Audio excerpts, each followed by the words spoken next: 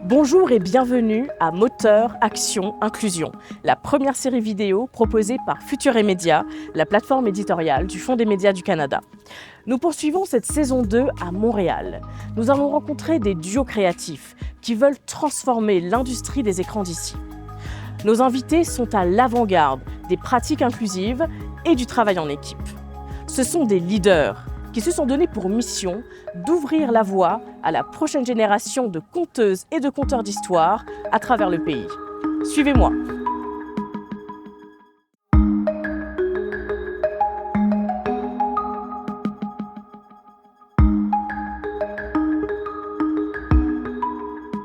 Pour conclure cette deuxième saison, partons à la rencontre de la productrice Bahija Essoussi Gagnon et de son mari, aussi producteur, Samuel Gagnon.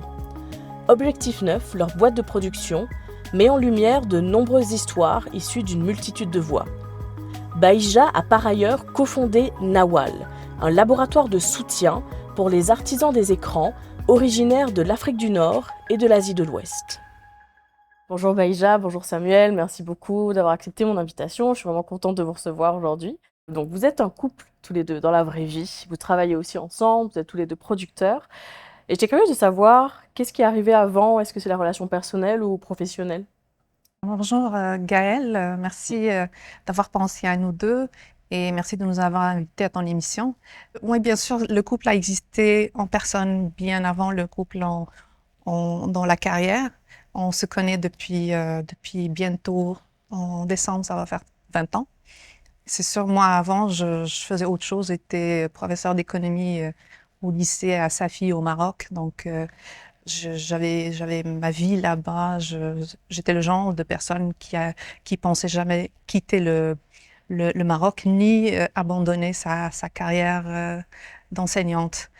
Puis Samuel est arrivé. C'est ça. Faut changer ça. Exactement. Ouais, le destin, on a décidé autrement. Mais même quand je suis arrivée ici, c'est pas la première chose que je voulais faire parce que j'ai commencé à travailler sur mon permis d'enseigner, que j'ai eu mes examens, l'équivalence et tout. Et j'ai même commencé une carrière en enseignement pendant 3 ans dans les différentes commissions scolaires à Montréal, jusqu'à ce qu'à un moment donné, j'en pouvais plus. Puis pendant ce moment-là, je faisais de temps en temps, je travaillais comme assistante comptable, comme coordonnatrice, comme assistante dans des projets que ça me produisait. Donc, tranquillement, je me suis trouvée dedans. Donc toi, tu étais déjà dans le milieu. Samuel, tu l'as Ouais, c'est ça. entraîné, en fait. Donc, elle a marié effectivement le producteur de film. Puis en mariant le producteur, je pense qu'au fil des années, au fil des projets, elle connaissait tous les projets parce que j'en parlais tout le temps. Puis, venu un moment, je dirais vers 2013 à peu près, que là, on a fait un long métrage qui était Cara Cara à l'époque, que c'était un projet qu'elle avait connu de la naissance de A à Z. Donc, je pense si j'étais ta coordonnatrice sur ce projet-là. Ouais, c'était en coproduction avec le Japon. C'est ça. Puis moi, je m'occupais du bureau à Montréal. Donc, C'est ça. Sauf qu'elle avait vraiment, de la genèse du projet, tout le développement, tout le financement, elle avait comme suivi étape par étape. Donc, c'est après ce film-là où est-ce quand d'autres projets sont arrivés, elle a commencé à devenir impliquée comme productrice. On a commencé à développer une méthode de travail ensemble suite à ça. Et donc, vous êtes aujourd'hui tous les deux producteurs, productrices. Après avoir exercé, toi, des carrières complètement différentes, toi, tu as été dans la distribution, dans d'autres domaines connexes, on va dire. Dans votre rôle actuel de producteur, productrice, qu'est-ce qui vous plaît spécialement?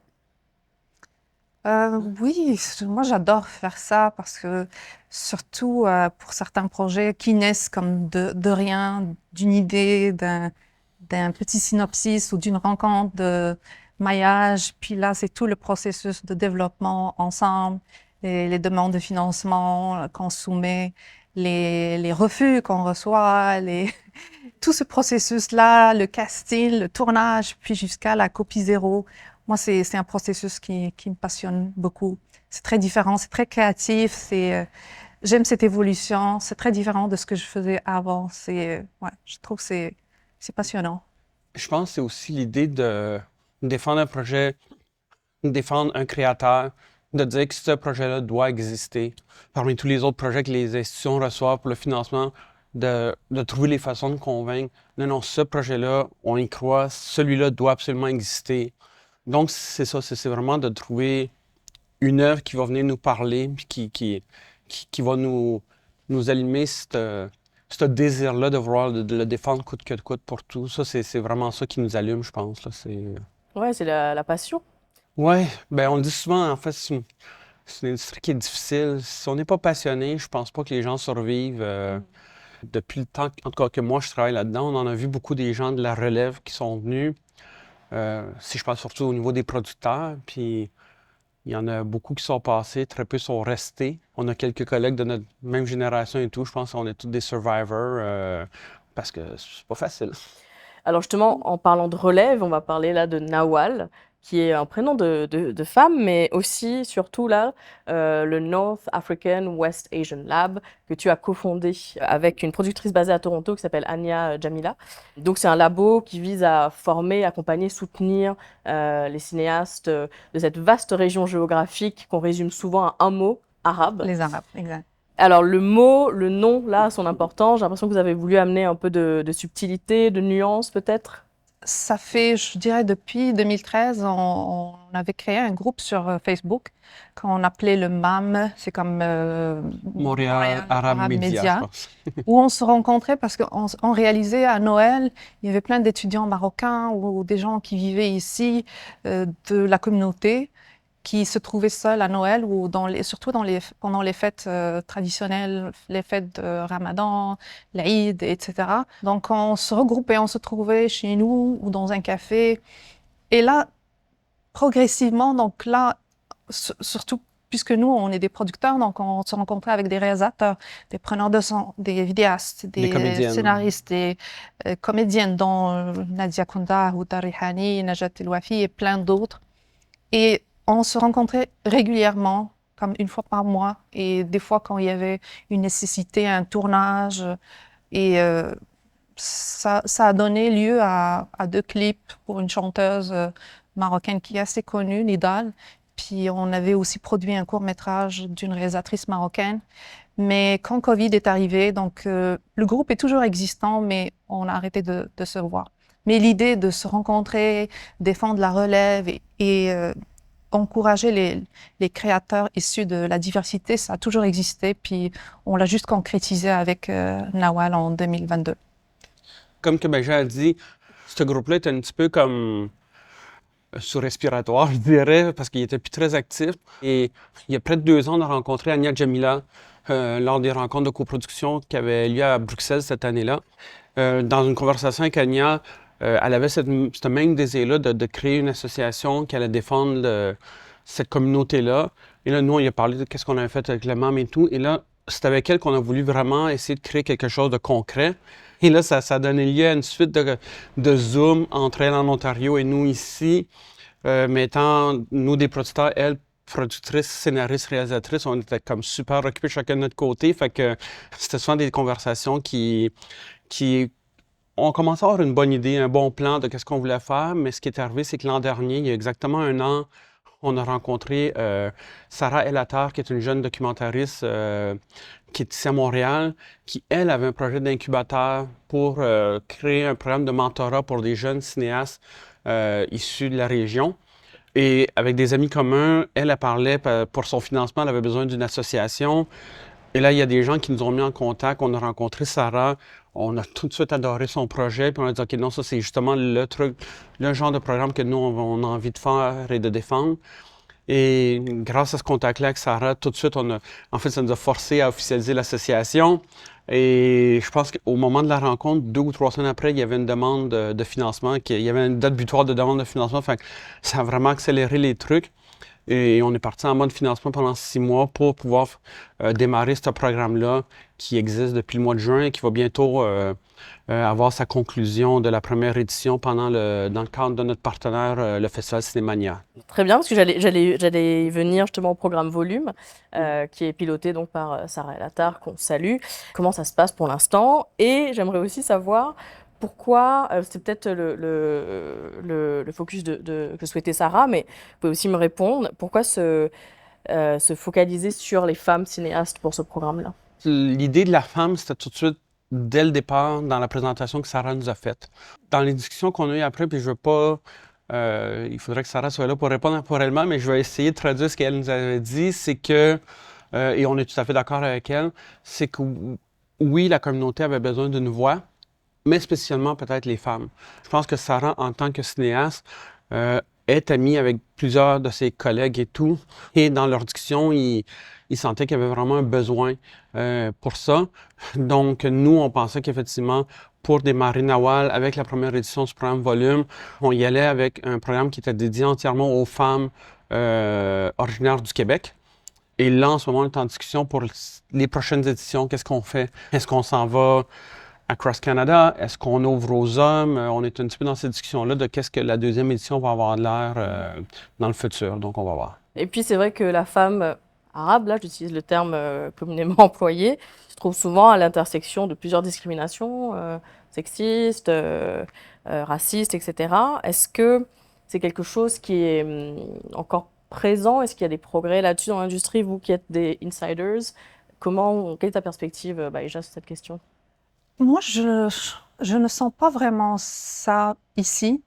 Tout notre entourage, les 10 participantes au programme Volume qui viennent de plusieurs pays différents, c'est des femmes épanouies, des femmes fortes, c'est des femmes qui s'affirment et on leur donne la chance de s'affirmer encore plus et de montrer ce dont elles sont capables de faire. C'est vraiment la notion de femme soumise, c'est comme elle est plus là. En fait, c'est un vrai cliché, je pense. Ouais. Et c'est un des mandats de Nawal de combattre ce cliché-là parce que, excuse-moi de t'interrompre, si on regarde juste les films étrangers, les films des pays arabes actuels, au Maroc, en ce moment, l'an dernier, il y avait Animalia de Sophia Alaoui. Il y avait Queens de Yasmine Benkiram, celle qui a gagné meilleur documentaire à Cannes, Asma El Moudir. Il y a énormément de femmes réalisatrices. En Tunisie, le plus gros film tunisien de l'année, c'est le film de Qatar, son nom de famille, Benania, Les filles d'Olfa. En Égypte, au Soudan, il y a un film en ce moment qui cartonne, Goodbye Julia. Il y a beaucoup, beaucoup, beaucoup de femmes réalisatrices dans le monde arabe en ce moment. Et j'ai même envie de dire que s'ils n'ont pas la parité, du moins, en tout cas à l'international, dans le circuit des festivals, c'est beaucoup des films de femmes qu'on voit et qui sont issus du monde arabe. Donc, cette idée-là que les femmes sont plus soumises, c'est quelque chose qui, en tout cas, je pense que nous, on n'est comme pas d'accord avec cette idée-là. Et on essaie justement, je pense, avec l'association Nawal, de démontrer que ce n'est pas vrai. Et oui, en quelque sorte, Volume 1 vient confirmer ça. Oui, c'est une perception complètement absurde, désuète, mais qui peut demeurer justement. Donc avec des programmes comme ça, je comprends l'idée derrière de remettre en question certains clichés en fait. Et justement, qu'est-ce que Nawal en général vise à combler? Quel manque ou quel besoin que vous avez identifié? Mais on veut que ce soit une entité qui représente toutes les personnes qui viennent de ces régions-là. Justement, on nous met dans une seule catégorie, un seul panier, c'est comme les Arabes ou les musulmans. Ils savent pas que il y a des pays qui sont pas des Arabes, d'autres qui sont pas des musulmans. Au Maroc, on a des Juifs, on a des chrétiens, on a des Amazirs, des Kabyles. C'est toute une diversité. Puis les gens, ils nous mettent dans ce panier, c'est comme tu as dit tout à l'heure, les Arabes, parce que c'est difficile de sortir et de dénoncer quelque chose en tant que monsieur ou madame X.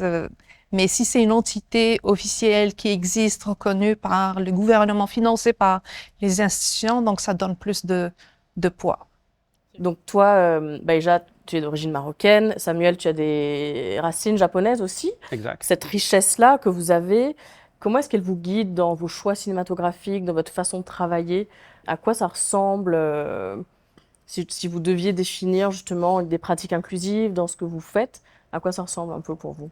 C'est vrai que depuis quelques années, notre boîte avec Objectif 9, on a décidé qu'on allait donner, j'ai envie de dire, priorité aux créateurs issus de la diversité. Ça ne veut pas dire du tout qu'on qu'on ne va pas travailler avec des gens qui ne sont pas issus de la diversité, mais c'est vrai que nous, disons que au niveau de notre recherche active de nouveaux talents, de nouveaux créateurs, on regarde beaucoup du côté des gens qui sont issus de la diversité. Donc, de un, ça guide un petit peu notre choix, mais en même temps, si quelqu'un arrive avec un projet, on travaille avec F. Saint-Louis, avec Claude Gagnon, qui sont des Québécois, et on va continuer de travailler avec ces gens-là et d'autres nouveaux, Simon Boudreau, avec qui on travaille aussi également en ce moment. On va continuer de le faire, sauf que c'est vrai que les histoires qui nous intéressent sont beaucoup des histoires de gens qui sont issus des communautés. Les institutions parlent depuis quelque temps de diversité à l'écran. Ce qui est une super bonne chose. Je pense que c'était important maintenant de montrer cette diversité-là à l'écran pour que les jeunes se reconnaissent sur nos écrans, mais on pense également que l'histoire doit être racontée par les gens issus de cette communauté-là. On pense que c'est vraiment très important parce que les histoires ne seront pas racontées de la même façon. Parce qu'il y a des subtilités qui vont différer, il y a des angles qui vont être différents, et je pense que ce point de vue-là de la personne qui est issue de la diversité, qui est ici à Montréal, ou au Québec, au Canada, c'est important de leur donner cette voix-là.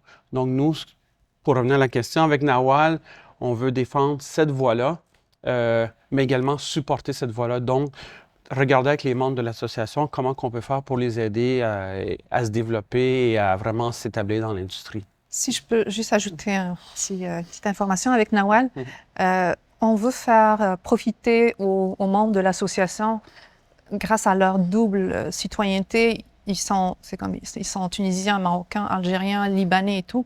Donc, ça leur donne le droit de postuler ou de soumettre pour des fonds qui existent, par exemple, au Liban, dans des marchés de coproduction en Arabie Saoudite, en Tunisie, au Maroc, les ateliers de l'Atlas, à Dubaï. Donc, c'est plein de sources de financement extérieures. On ne va pas juste se concentrer sur les sources ici, au Québec, mais ça leur donne donc cet avantage, en plus de pouvoir visionner, projeter ou présenter leurs films là-bas dans des festivals internationaux. Donc, et puis, éventuellement, gagner des prix très importants aussi. Bien sûr. Et dans votre façon de travailler maintenant, le couple, est-ce que quand vous avez commencé à travailler de plus en plus ensemble pour finalement travailler, est-ce que tous vos projets sont à deux en ce moment? Vous faites tout ensemble? Ouais, d'accord. Est-ce qu'à un moment, vous vous êtes posé la question de l'impact ou pas sur la relation de couple? Et à quoi ressemble une journée type là, quand vous travaillez, comment ça se passe là? Remettre en question le couple ou la relation, non, je pense pas. Ou si je me Non. trompe? Non. Non. Check. Non, pas du tout. Non, mais en fait, ça. Tu sais, si je parle pour moi, en fait, même mes parents, qui étaient aussi dans l'industrie, travaillaient également ensemble. Donc il y avait un modèle Donc, déjà. c'est quelque chose que pour moi, c'est quelque chose de naturel et tout, parce que je l'avais vécu à travers mes parents. Si on revient, par exemple, la COVID, quand tout le monde était comme oh mon Dieu, ça change, je suis 24 heures avec ma femme. Nous, c'était comme on était déjà 24 heures ensemble, on fait tout ensemble. On a nos tâches différentes dans la compagnie, mais nos bureaux sont côte à côte. On est toujours ensemble, on est toujours en conversation. Ben, je s'occupe plus du côté admin, moi, je m'occupe plus du côté créatif, mais c'est toujours en accord l'un et l'autre. Vous avez l'impression de conquérir plus de terrain ensemble que vous l'auriez fait chacun de votre côté? Je pense que oui, parce que il y a certaines tâches qui peuvent ralentir tout ce qui est comptabilité, les différents rapports à soumettre, les demandes, les mises à jour, les relations avec les gouvernements et tout. Donc, c'est des choses qu'il faudrait faire régulièrement. Donc, Sam, il sait que de ce côté-là, c'est comme tout est à jour, je m'occupe de toute la comptabilité, toutes les déclarations et tout. Donc, c'est comme on est tranquille tous les deux. Quand on lit un scénario, donc on sait qu'on n'a pas de problème administratif, donc on peut être créatif, on peut formuler des feedbacks et tout. Oui, vous jouez de cette complémentarité en fait dans vos forces et vos personnalités. Le fait qu'elle a un background d'enseignante d'économie, donc elle a un cerveau plus admin, puis moi je suis plus famille de cinéma, mon père réalisateur, donc je suis un peu plus du côté créatif, fait qu'on arrive à bien se compléter. Ça va bien. Ouais. Alors, est-ce que je peux vous demander quels sont vos prochains projets? En long métrage, nous avons un projet qui a été financé par Téléfilm Canada. Le producteur marocain a tout son financement, donc on compte le tourner l'année prochaine. On en a un autre en post-production qu'on a tourné en Palestine le printemps dernier. Et puis, on a 2 autres qui sont en développement et qu'on espère soumettre en production l'année prochaine. Ouais. Et en cours, on vient d'avoir un court-métrage soutenu par la SODEC il y a quelques jours. Puis, on a 2 autres aussi en différentes étapes de développement. Vous êtes occupé, quoi. Oui, en fait aussi, ce qui arrive aussi, les 2 premiers que Maja a mentionnés, c'est des projets de coproduction minoritaires, où nous, on est des partenaires minoritaires. Les 2 autres sont nos projets à nous. Mais forcément, de travailler avec les gens de la diversité, souvent, ces gens-là sont encore à l'étape du court-métrage. Donc, nous, on ne faisait plus vraiment beaucoup de court-métrage. On en avait fait un avec F. Saint-Louis il y a quelques années, La Traversée, et ça nous a donné envie de refaire du court-métrage. Et c'était vraiment un bon timing parce que là, maintenant qu'on veut travailler avec les gens de la diversité, c'est des gens qui viennent avec des projets de court-métrage. Donc là, on travaille sur le développement et le financement de plusieurs projets de court-métrage. Et éventuellement, on va espérer qu'en accompagnant ces gens-là, on va pouvoir passer au long, là. Donc, on a aussi beaucoup de projets de court-métrage dans les années à venir. Tu parlais justement d'émergence, de relève, de tout ça. Dans l'industrie, ce serait quoi le changement, s'il fallait en nommer un, que vous aimeriez voir se concrétiser dans la prochaine année, par exemple? Les institutions font beaucoup de très bons efforts, honnêtement, pour essayer d'avoir une meilleure compréhension des projets de diversité. Par exemple, si je ne me trompe pas, à la SODEC, maintenant, à chaque dépôt, ils veulent avoir une personne de la diversité dans le comité externe qu'ils vont embaucher, ce qui est une très, très bonne chose. Téléfilm également aussi ont un département, ils ont beaucoup de gens qualifiés qui sont issus de la diversité, donc on sent que les gens comprennent bien la nécessité. On ne fait pas que des films arabes, mais disons qu'on a parlé beaucoup de Nawal, on parle beaucoup des films issus de cette région-là, un phénomène qui n'est pas juste propre au Québec et au Canada, mais qui est à l'international parce qu'on en parle avec nos partenaires, surtout ceux qui vivent en Europe, c'est ce qu'on appelle le phénomène d'orientalisme. C'est-à-dire de faire des films qui viennent répondre à une certaine idée que l'Occident se fait du monde arabe. Des films où est-ce qu'on va tabler sur certains sujets, la pauvreté, la campagne, les femmes voilées soumises, pires, battues, les gens qui font partie du terrorisme, whatever. Donc, on sent qu'il y a vraiment un intérêt de vouloir comme, se concentrer sur ce genre de projet-là. Et ce n'est pas la réalité du monde arabe. Je ne dis pas que cette réalité n'existe pas. Elle existe, bien sûr. Mais si 9 films sur 10 de cette communauté-là ne fait que parler de ça, on ne fait que renforcer les stéréotypes. Nous, notre souhait, c'est qu'il y ait une compréhension que les gens de cette communauté-là vivent des choses réelles, qu'ils ont envie de raconter, mais qui ne vont pas nécessairement tabler sur les clichés. Donc, d'avoir cette compréhension-là qu'il faut faire des films qui sont plus authentiques plutôt que de venir réconforter ce qu'on a déjà entendu, l'imaginaire collectif. Nous, réconforter l'imaginaire collectif, c'est la dernière chose qu'on a envie de faire. On a justement envie plutôt de la provoquer. Et ça, bien, malheureusement, s'il y a comme 5 projets arabes qui sont déposés aux institutions et que cette réalité-là n'est pas connue des institutions ou des analystes qui vont analyser les dossiers et qu'il y a un projet sur 5 qui fait de l'orientalisme, ben, il y a des fortes chances que ce soit celui-là qui soit financé parce que c'est celui-là qui s'en vient rejoindre l'imaginaire de cette personne-là. Oui, je conforte Donc, les clichés. même si on développe plein de projets qui ne sont pas orientalistes, si c'est toujours ceux qui sont orientalistes qui sont financés, on fait juste continuer de perpétuer le problème et de perpétuer les mêmes clichés. Nous, c'est sur quelque chose sur on veut vraiment travailler fort sur cette perception-là et sur l'idée que on veut faire des films où est-ce que, je pense comme la communauté afro-descendante, pourquoi il y a eu un soulèvement, c'était parce qu'il était tanné de voir des films où est-ce que les personnages sont toujours des voleurs ou des bandits puis tout ça, à très forte raison. Et grâce justement à ce genre de lobby-là, les films ont commencé à changer. Et bien, nous, c'est un petit peu ce qu'on veut faire aussi avec la communauté. Parce qu'on a des histoires à raconter, puis c'est des histoires différentes de ces clichés-là, des histoires de la vie. On ne veut pas rester cloîtré dans ces clichés-là. Et d'ailleurs, avec Nawal, on a une conférence sur ce sujet-là en partenariat avec le Festival Cinémania. Est-ce que je peux vous demander, pour conclure cette discussion, merci beaucoup pour tous ces partages, c'est vraiment super intéressant. Bahija, quelle est la qualité principale de Samuel, tu penses, qui vous amène le plus dans votre relation en général, mais professionnelle en particulier? Je pense qu'il sait ce que je vais dire. Sam, il a beaucoup de tact, il est calme et il a beaucoup de diplomatie. Venant de l'enseignement, donc j'ai pas eu appris peut-être à dealer avec les artistes. C'est un côté peut-être sur lequel je devrais travailler.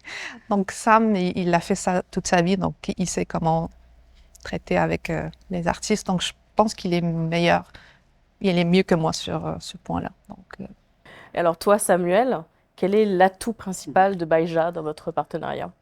Oui, mais encore une fois, c'est là qu'on se complète très bien, qu'on fait une bonne équipe parce qu'on réussit à se combler les lacunes des uns des autres. Et pour moi, c'est sûr que Bahija, si la compagnie fonctionne bien en ce moment, c'est grâce à elle. Sa façon, tout son background, pas juste scolaire, mais dans sa vie, de faire les bonnes choses droit, de toujours bien exécuter, puis de s'assurer de tout respecter les deadlines, d'être organisé, structuré, ben, tout ça, ça vient beaucoup du côté de Bahija. Puis, ouais, sans ça, ben, ça serait un petit peu comme le pseudo-artiste qui essaie de faire des choses un peu tout mêlées, un peu tout éparpillé. Puis, ouais, non, c'est une nécessité.